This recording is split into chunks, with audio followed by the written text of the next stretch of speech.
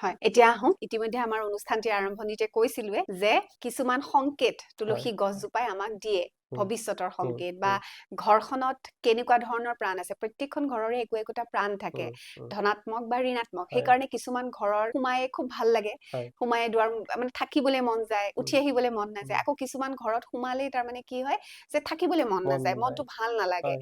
যেন ওলাই আহো তাৰ পৰা সেনেকুৱা ধৰণৰ অনুভৱ হয় কাৰণ সেই প্ৰাণটোৱে সেইখিনি বস্তু কৰে পজিটিভ আৰু নিগেটিভ ধনাত্মক আৰু ঋণাত্মক এতিয়া আমি আৰম্ভণিতে কৈছো যে তুলসী গছজোপায়ো তেনেকুৱা ধৰণৰ সংকেত আমাক দি দিয়ে বা ঘৰখনৰ প্ৰাণটোৰ বিষয়ে বহুত কথা কয় সেই বিষয়ে অকনমান জানিম প্ৰাণটোৰ বিষয়ে কিদৰে কয় আৰু তাৰ লগতে সংকেত কেনেকুৱা ধৰণৰ দিব পাৰে প্ৰাণ বুলি কোৱাৰ লগে লগে আমি দেখিম যে গছজোপা আমি ৰুইছো ৰুৱাৰ পিছত দেখিম যে গছজোপা আমাক কেনেকুৱা ধৰণে মৰম কৰিছে বা আমি গছক কেনেকুৱা ধৰণে প্ৰতিপালন কৰিছো তেতিয়া দেখিম যে আমি শ্ৰদ্ধা কৰি গছজোপা ৰুলো ৰুৱাৰ পিছত দেখিম যে সি দুমাহ পিছত আকৌ মৰহি গল বা নষ্ট হৈ গল মৰি গল আকৌ ৰুলো আকৌ মৰি গল অৰ্থাৎ কি সংকেত দিছে আমাৰ ঘৰখনত এটা মানে বেয়া শক্তি নিহিত হৈছে অৰ্থাৎ আমি যে খাদ্যবিলাক খাই আছো আমাৰ যে কিটচেনটো আছে সেই কিটচেনটোত ৰন্ধন প্ৰকৰণসমূহ আমাৰ কি হৈছে বেয়া হৈ আছে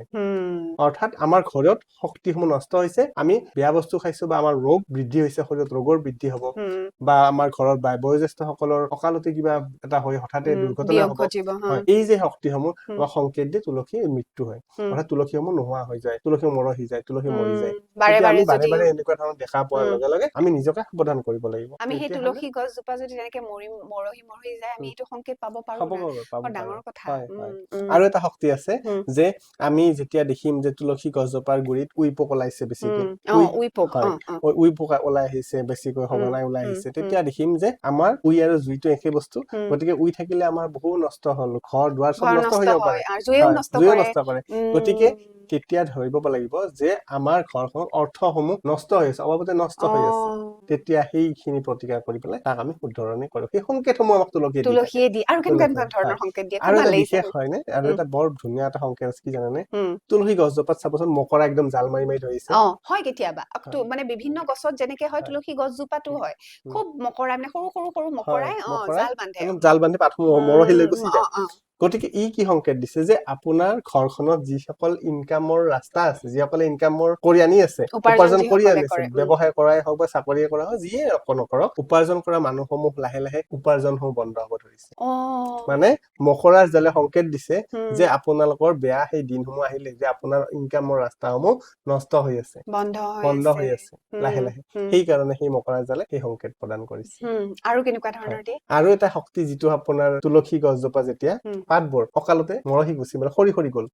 আপুনি ৰুলে ৰোৱাৰ পিছত ধুনীয়াকৈ আগসমূহ সেউজীয়া হৈছে কিন্তু দেখিব যে আপোনাৰ পাতবোৰ মৰহি গৈছে পাতবোৰ সৰি গৈছে তাৰ মানে কি জানেনে ঘৰখনৰ আপোনাৰ সেই যে মুৰব্বীসমূহ তেখেতসকলৰ মনৰ অমিল হৈছে অৰ্থাৎ মনসমূহৰ মাজত খুনি ধৰিছে অৰ্থাৎ মনোমালিন্য হৈছে বা মনৰ মাজত দূৰত্বটো আহিছে সেইটো বুজাই নেকি গতিকে এই যে আমাৰ 5 প্ৰকাৰৰ সংকেত এই সংকেতসমূহ নিজে বুজিব লাগিব আৰু যেতিয়া আপুনি দেখিব কলা পৰুৱা ডাঙৰ ডাঙৰ যে কলা পৰুৱা সেইসমূহ যেতিয়া আহিব ধৰিছে দেখিব যে আপোনালোকৰ ঘৰত শ্ৰী বৃদ্ধি হৈছে অৰ্থাৎ সেই পৰুৱা আমাৰ এটা কথা আছে নহয় পৰুৱাকো মিঠা বস্তু খুৱাব লাগে ঘৰত লক্ষীৰ আগমন হয় সেই সংকেত দিয়ে গছজোপা যেতিয়া লহপহ হৈ ডাঙৰ হৈছে কলা পৰুৱা ঘৰত সোমালে শুভ বুলি কয় সেইটোৱে কথা যে সেইকাৰণে যেতিয়া ঘৰত গছজোপা লহপহ হৈ ডাঙৰ হৈছে দেখিব একদম ধুনীয়া দেখিব হৈছে তেতিয়াও কিন্তু দেখিব যে আপোনালোকৰ ঘৰত শ্ৰী বৃদ্ধি হৈছে অৰ্থাৎ ঘৰৰ মান সন্মান যশস্যা মানে ল'ৰা ছোৱালীৰ সন্মান সকলো দিশতে এটা বৰ ধুনীয়া বাৰ্তা পাব আনন্দিত হৈ পৰিৱেশটো থাকিব এই যে আপুনি যে ক'লে সোমাই ভাল লাগিলে বহি থাকিব মন গ'ল এইটো তেখেতৰ ঘৰৰ সেই গছজোপাই তেখেতসকলক প্ৰদান কৰি আছে আৰু মই কিন্তু আৰু কেইটামান সুধিছো আপোনাক বহুত গুটি হয় মানে গছজোপা লহপহকৈ বাঢ়িলে তাৰ পিছত মানে সৰু সৰু সৰুকে একদম আগফালে বহুত গুটি সেইটোৱে কিহৰ সংকেত দিয়ে হয় যেতিয়া গুটিবোৰ বৃদ্ধি হ'ব অৰ্থাৎ সেই গুটিয়ে মানুহৰ বংশ বৃদ্ধি কৰিয়ে বংশ বৃদ্ধি সহায় কৰে যেনেকৈ তুলসীৰ গুটি যেতিয়া আপুনি ছটিয়াইও দিব নালাগে পৰিলে হ'ল নিজে হৈ যায় হয়নে তাৰমানে এনেকুৱা এটা শক্তি আছে যে বংশ বৃদ্ধি কৰাৰ ইমানেই এনাৰ্জি হয় পৰাৰ লগে লগে তাৰ পৰা নতুন বৃক্ষৰ সৃষ্টি হ'ল ঠিক তেনেকৈ আপোনালোকৰ ঘৰখনত সেই শক্তিটো দেখাইছে যে আপোনালোকৰ ঘৰত ফলে ফুলে জাতিষ্কাৰ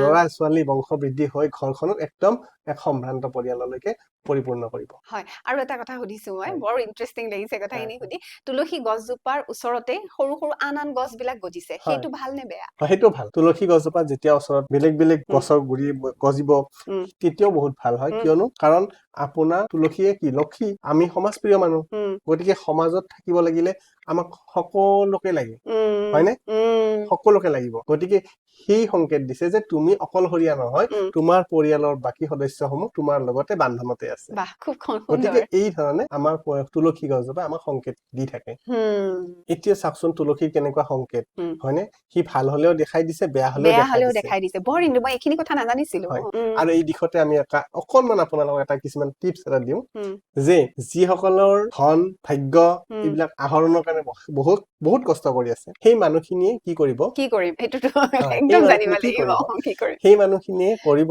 যে তুলসী গছৰ গুটি হুম অৰ্থাৎ তুলসী বৃক্ষৰ বংশ বৃদ্ধি কৰিব পৰা শক্তি আছে হুম হয়নে হুম য'তেই পৰে তাতেই তাতে বৃক্ষৰ বিদ উৎপন্ন হুম হয় হুম হুম হয়নে হুম য'তেই বীজ পৰিব তাতেই উৎপন্ন হ'ব হুম সেইকাৰণে আপুনি কি কৰিব সেই 5টা গুটি ল'ব হুম হুম তুলসীৰ 5টা গুটি লৈ আপোনালোকৰ মানি বেগ পাৰ্চ য'তে যেনেকে সুবিধা হয় শ্ৰদ্ধা সহকাৰে ৰাখিব লাগিব কিন্তু শ্ৰদ্ধা সহকাৰে শ্ৰদ্ধা হুম সহকাৰে হুম শ্ৰদ্ধাৱান লগতে জ্ঞানম হুম হয়নে হুম শ্ৰদ্ধা থাকিলে আপুনি জ্ঞান পাব যেতিয়া আপুনি শ্ৰদ্ধা সহকাৰে তাত ৰাখিব আপোনাৰ অট'মেটিকেলি মানুহৰ মস্তিষ্কৰ জ্ঞান খুলিব হুম যেতিয়া জ্ঞান খুলিব তেতিয়া যিটো কাৰ্য কৰিব তাৰ পৰা আপোনালোকে সুফল পাব বেনিফিট পাব হুম গতিকে শ্ৰদ্ধা সহকাৰে 5টা গুটি আপোনালোকে পাৰ্চত ৰাখক দেখিব